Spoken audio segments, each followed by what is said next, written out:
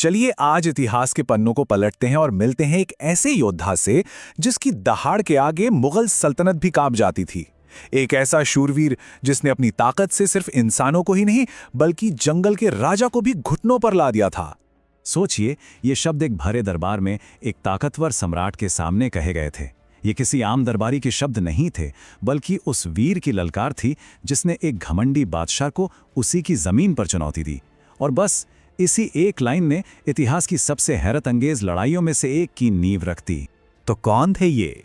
चलिए मिलते हैं इस कहानी के महानायक से, राजा खेमकरण सोगरिया, जाटों का वो शेर जिसकी बहादुरी के किस्से आज भी गूंजते हैं।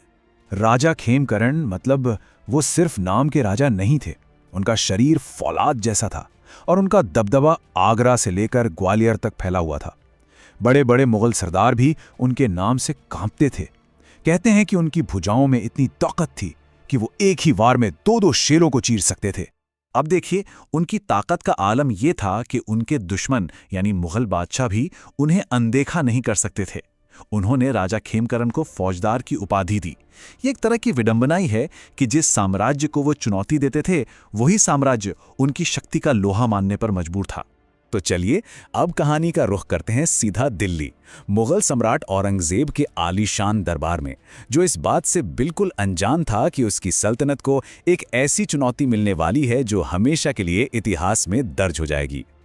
और तभी दरबार में एक ऐसी चीज लाई जाती है जिसे देखकर सबकी सांसें अटक जाती हैं।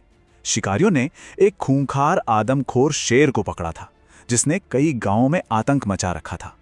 उसे जंजीरों में जकड़कर बादशाह औरंगजेब के सामने पेश किया गया। वो शेर कई दिनों से भूखा था और पिंजरे में गुस्से से दहाड़ रहा था।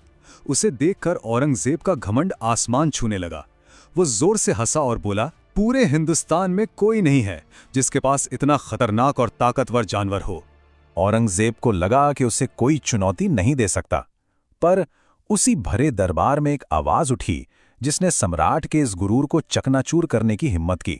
जब औरंगजेब ने अपनी ताकत का ढिंडोरा पीटा तो एक दरबारी ने हिम्मत करके कहा, हुजूर, गुस्ताखी माफ हो, पर इस देश में शेरों के भी शेर रहते हैं।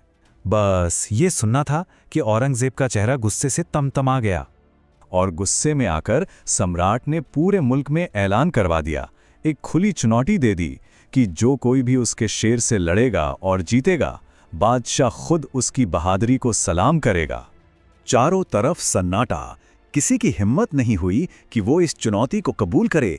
दरबार में सब खामोश थे, लेकिन फिर एक पैगाम आता है जो उस खामोशी को चीर देता है। अपने शेर को तैयार रखो, शेरों का शेर राजा खेमकरण आ रहा है। और फिर वो दिन आ ही गया जिसका सबको इंतजार था। सोचिए माहौल कैसा होगा। एक तरफ था जंगल का भूखा राजा और दूसरी तरफ था इंसानों का शेर। मुकाबला बस शुरू ही होने वाला था।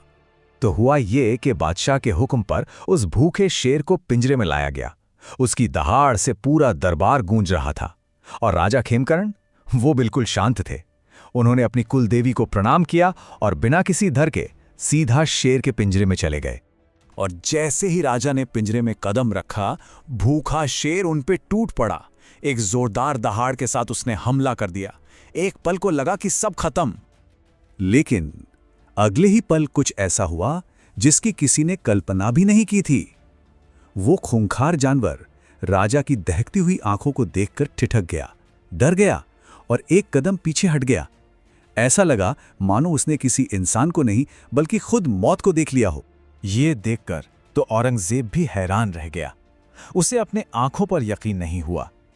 उसने फौरन अपने सिपाहियों को हुक्म दिया कि शेर को भालों से उकसाया जाए ताकि लड़ाई दोबारा शुरू हो। अब भालों की चुभन से शेर तिलमिला गया। वो और भी ज्यादा गुस्से में आ गया और इस बार उसने अपनी पूरी ताकत से दोबारा हमला किया। लेकिन राजा की फुर्ती तो देखिए। इससे पहले कि शेर उन तक पहुंच पाता, वो खुद बिजली की तेजी से आगे बढ़े और शेर के हमले को हवा में ही रोक लिया। उन्होंने सीधा शेर का जबड़ा अपने दोनों हाथों से पकड़ा और अपनी पूरी ताकत से उसे बीच से चीर दा। इस नज़ारे के बाद क्या हुआ होगा? पूरे दरबार में एकदम मौत जैसा सन्नाटा छा गया। कोई अपनी आंखों पर यकीन ही नहीं कर पा रहा था। नतीजा सबके सामने था। जमीन पर एक मरे हुए शेर की लाश पड़ी थी और दरबार में बैठे लोगों के चेहरे पर सिर्फ खौफ और हैरत थी। ये सिर्फ एक जानवर की मौत नहीं थी, ये औरंगजेब के घमंड की हार थी, उसकी सल्तनत के गुरूर की हार थी, जो खुद को खुदा से कम नहीं समझता था। जिस शेर की ताकत पर औरंगजेब इतना इतरा रहा था, वो अब खत्म हो चुका था, और पूरे मुगल दरबार में अगर कोई आवाज गूंज रही थी तो वो थी राजा खेमकरण सिंह की, जिसने अपनी कौम का मान बढ़ाया था। लेकिन राजा खेमकरण की ये कहानी एक बहुत बड़ा सवाल भी खड़ा करती है। आखिर इतने बड़े, इतने महान योद्धा को इतिहास के पन्नों में वो जगह क्यों नहीं मिली जिसके वो हकदार थे? और सिर्फ वो ही क्यों, उनके जैसे और भी न जाने कितने वीरों को क्यों भुला दिया गया? ये एक ऐसा सवाल है जिसका जवाब हम सबको मिलकर खोजना होगा। जाट समाज संस्थान भादरा की ओर से महान नायक को कोटि कोटि नमन।